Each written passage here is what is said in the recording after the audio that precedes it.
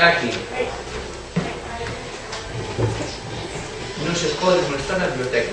Sabes cuáles son as normas? Bueno, pues entonces, como estás molestando, sales para fora.